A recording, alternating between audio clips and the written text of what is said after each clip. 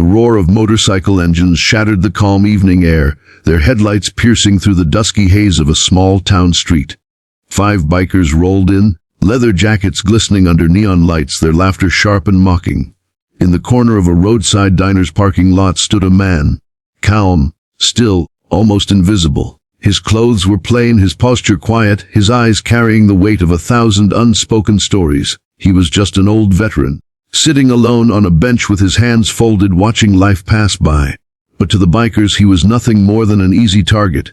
"Hey, old man," one of them barked as the group circled closer, their tires grinding against the asphalt. "You don't belong here!" The words cut through the air like a whip. Another biker sneered, spitting onto the ground near his boots. "This is our town now. Take your dusty self somewhere else."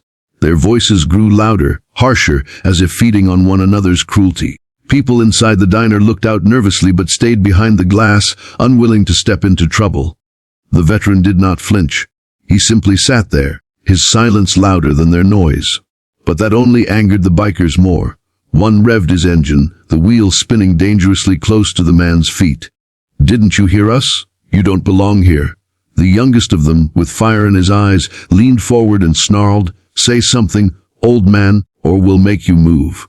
The air was heavy with tension, every second stretching like eternity. Then, finally, the veteran lifted his head. His face was weathered, carved with lines that told stories of sacrifice, pain, and survival. He leaned slightly toward the leader of the group and whispered just 4 words. Those words were soft, barely audible, yet they sliced through the noise like a blade. The biker's face turned pale instantly, his bravado vanishing like smoke in the wind. His hands trembled on the handlebars, and suddenly the roar of his engine sounded hollow. The others noticed the change and grew restless. "What did he say?" one demanded, but the leader shook his head, his eyes wide, as if haunted by something only he could see. The group exchanged confused looks, their laughter dying in their throats. They backed away slowly, their earlier arrogance dissolving into uneasy silence. Without another word, the 5 bikers sped off into the night, leaving behind the man they had tried to humiliate. What could one whisper do? That was the question burning in everyone's mind, though no one dared ask. The veteran sat back down, his gaze returning to the horizon as though nothing had happened. Inside the diner, whispers spread. People who had once ignored him now looked at him differently. They remembered rumors that he had served in wars no one liked to talk about, that he had seen things no ordinary man could imagine.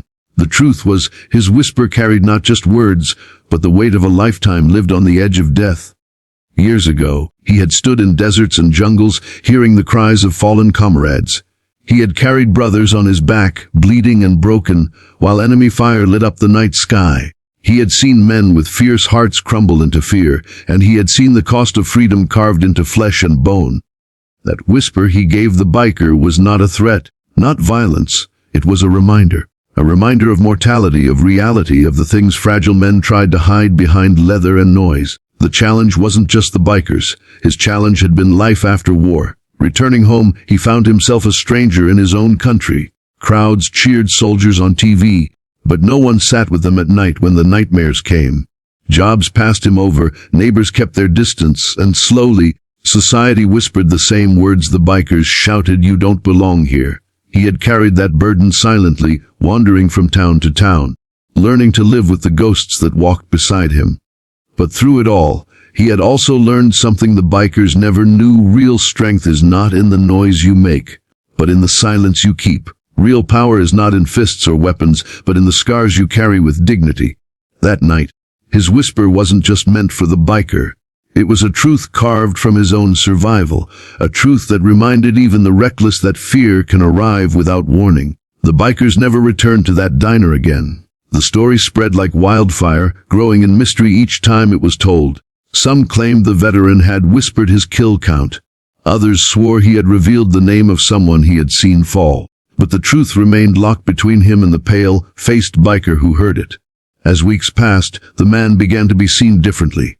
Strangers offered him coffee. The waitress always gave him a smile, and children started greeting him when he walked by. Slowly, the walls of silence began to break. He didn't need glory or recognition. He only needed to know that after years of being told he didn't belong, there was finally a place where he was seen, respected, and maybe even understood. The story of that night left behind an unforgettable message: strength isn't about proving who's louder, faster, or tougher.